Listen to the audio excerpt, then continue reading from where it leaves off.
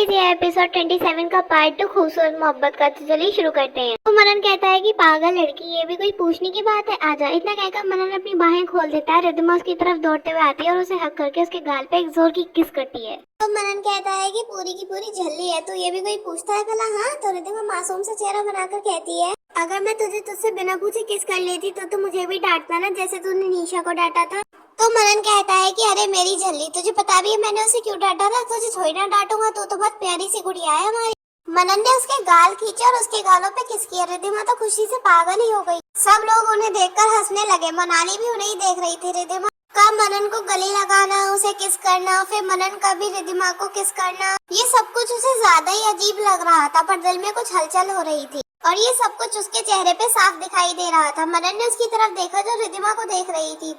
उसे कुछ समझते हुए देर नहीं लगी। मनाली ने मनन की तरफ देखा तो वो इशारे से उससे कुछ पूछ रहा था, जैसे उससे कह रहा हो क्या हुआ, ऐसे क्या देख रही हो? तो मनाली हड़बड़ाकर नामे से हिला देती है। मनन को मनाली की हरकत देखकर हल्की सी स्माइल आ जाती है। तो अंश शरारत से कहता है, भाई रिद्धिमा को किस और मुझे क्या मिलेगा, मुझे भी चाहिए। तो मनन कहता है, अच्छा मंदिर का प्रसाद बट रहा है ना यहाँ, तो जो तुझे भी चाहिए, दफा गया से गधा कहीं का। इतना सुनकर अंश ने मुंह बना लिया। मनन ने उसे देखा तो उसे अपने पास बुलाया। अंश खुशी से पागल हो जाता है। तो अंश मनन के पास आता है और मनन उसे किस करता है और हक कर लेता है। सब लोग ये देख रहे होते हैं कि कोई किस लेके भी इतना खुश हो सकता है। सब लोगों के लिए ये हैरानी की बात थी। वो देखकर हंसने लगते हैं। फिर हनी कुछ सोचते हुए कहता है, मनन पिछली बार जब तूने गाना गाया था ना यार, तब तेरी आवाज कुछ अलग सी थी, अब तो तेरे मुंह से पूरा का पूरा शहद बरस रहा है। वाह मेरे भाई, हमें नहीं पता था कि इतने सालों में तेरी आवाज इतनी मीठी हो जाएगी। तो अंश मुस्कुराते हुए कहता है, और नहीं तो क्या, भाई किसका है। फिर उसके बाद मनन ने जब मनाली की तरफ देखा तो उसे चलने के लिए कहा। मनन उठकर गार्डन की दूसरी साइड आ जाता है।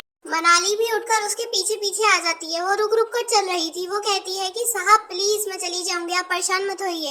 तो मनन मुस्कुराते हुए कहता है, मैंने कहा था ना और अब भी कह रहा हूँ, जब तक तुम यहाँ पर हो मैं ही तुम्हें छोड़ के आऊंगा। मनाली थोड़ा सख्ती से कहती है, हाँ पर मुझे आपके साथ नहीं आना। मनन हैरान होकर उसे देखने लगता है और उसके सामने आता है, कहता है क्यों नहीं जाना, वजह बताओ। मनाली कहती है, हर बात का रीजन नहीं होता। तो मनन कहता है, क्यों नहीं होता, होना चाहिए। क्यों नहीं आना बस इतना बता दो, अगर रीजन वैलिड होगा तो तुम्हें मैं आने से रोकूंगा भी नहीं।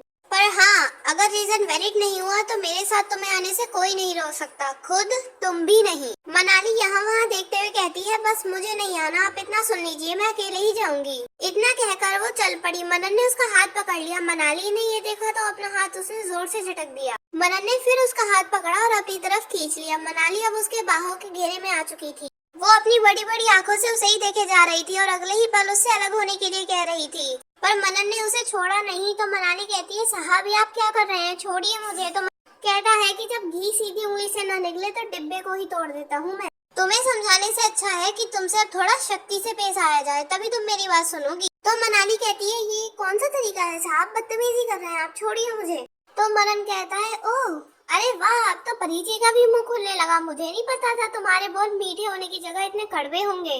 तो मनाली कहती है, आप चाहते क्या है मुझसे? मनन कहता है, तुम्हें। मनाली कहती है, क्या मतलब? तो मनन कहता है, मैंने कहा ना तुम जब भी जाओगी यहाँ से मैं तुम्हें अकेला नहीं जाने दूंगा, तुम मान नहीं रही हो तो मैं क्या कर सकता हूँ? तो मनाली कहती है, मुझे आपके साथ नहीं आना, बस अब छोड़िए मुझे। मनन शरारती मुस्कान से कहता है, कोशिश कर लो अपने आप को छुड़ाने की। मनाली उसे हैरान होकर देख रही थी और अब मनाली को कुछ ज्यादा ही गुस्सा आ जाता है। वो गुस्से से चिल्लाते हुए कहती है, कितने बदतमीज हैं आप, कहा था ना आपसे दूर रहिए मुझसे और आपको समझ ही नहीं आता है, छोड़िए मुझे। मनन उसे देखता ही रह गया। वो हैरान हो जाता है मनाली की बातें सुन के और अगले ही पल उसको हंसी आ गई। मनाली उसकी हंसी देखकर और हैरान हो जाती है। वो कहती है, आप हंस क्यों रहे हैं, मैंने कोई जोक मारा है क्या? तो मनन कहता है, जोक नहीं मारा, पर तुम्हारी बातों ने मेरे दिल को जरूर मार दिया। मनाली कहती है, क्या मतलब? इतना कहकर मनन मनाली के गाल पकड़ के खींचते हुए कहता है, एक बात बताओ, तुम्हारे गले में किसी ने स्पीकर फिट किया है क्या? मतलब इतनी जोर से चिल्लाई कि कान ही फट गए मेरे। बताओ कौन से डॉक्टर से फिट करवा के लाई हो? मनाली इतना सुनकर चुप हो जाती है। मनन कहता है कि तुम्हारे गुस्से पे भी प्यार आता है, मुझे नहीं पता था इतने बोले चेहरे पर भी गुस्सा आ सकता है। मुझे यही लगता था कि तुम हमेशा चुप रहती हो, पर मुझे ये नहीं पता था कि तुम इतना सब कुछ भी बोल सकती हो।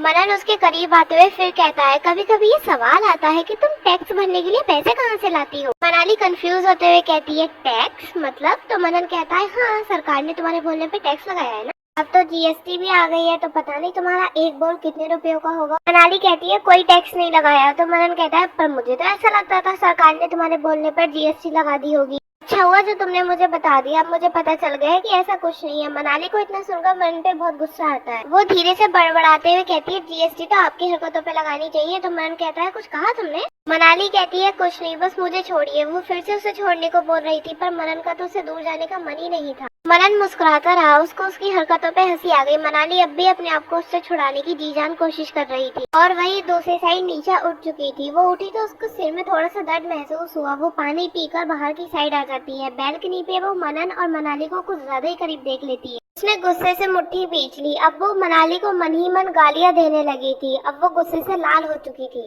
वो वहां से निकली और नीचे की तरफ भागी। अब उसे होश में भी नशा चढ़ चुका था क्योंकि उसने मनन और मनाली को कुछ ज्यादा ही करीब देख लिया था। ऐसा देखकर उसकी आंखों में खून उतर आया था। वो नीचे गार्डन में आती है और उन दोनों को देखने लगती है। मनाली अब भी अपने आप को छुड़ाने की कोशिश कर रही होती है और मनन मुस्कुराकर उससे बातें कर रहा होता है। अपनी जलती हुई आंखों से उन दोनों की तरफ बढ़ती है और मनाली को उससे दूर करते हुए उसे एक जोरदार थप्पड़ मार देती है। थप्पड़ की आवाज इतनी तेज थी कि सभी लोगों का ध्यान उसकी तरफ चला जाता है। मनन ने मनाली को देखा जो कि जमीन पे बैठ के अपना गाल पकड़े हुए होती है। मनन निशा की तरफ बढ़ता है और उसके एक जोरदार थप्पड़ रसीद कर देता है। फिर सब लोग वहाँ पे आ जाते हैं और मनन का गुस्सा देख रहे होते हैं। मनन निशा के बाल पकड़ता है और उससे कहता है तेरी हिम्मत भी कैसे हुई उसको थप्पड़ मारने की, तुझे तो मैं जिंदा नहीं छोड़ूंगा निशा। इतना कहकर वो निशा को जमीन पे धक्का दे देता है और निशा अपनी जलती हुई आंखों से मनन को देखते हुए कहती है क्या गलत किया मैंने, ये तुमसे चिपक रही थी, इसे मैं छोड़ देती, इसे तो मैं छोड़ूंगी नहीं। निशा मनाली की तरफ बढ़ती है तो मनन उसका हाथ पकड़ता है और उसके एक थप्पड़ और मार देता है। निशा जमीन पे गिर जाती है। मनन की आंखों में अब खून उतर आया था। वो उसकी तरफ झुकता है और कहता है कोशिश भी मत करना इसे हाथ लगाने की, वरना यही जिंदा गाड़ दूंगा तुम्हें। तो गाइस आपको क्या लगता है मनन निशा के साथ क्या करेगा जिससे वो इतना प्यार करता है? निशा ने उसको थप्पड़ मारा है, हमें कमेंट करके जरूर बताइएगा। तो गाइस इसी के साथ एपिसोड 27 का पार्ट भी खत्म होता है। आपको कैसा लगा हमें कमेंट करके जरूर बताइएगा। लाइक और शेयर करना मत भूलिएगा और अगर आप चैनल पे नए हैं तो सब्सक्राइब जरूर कीजिएगा।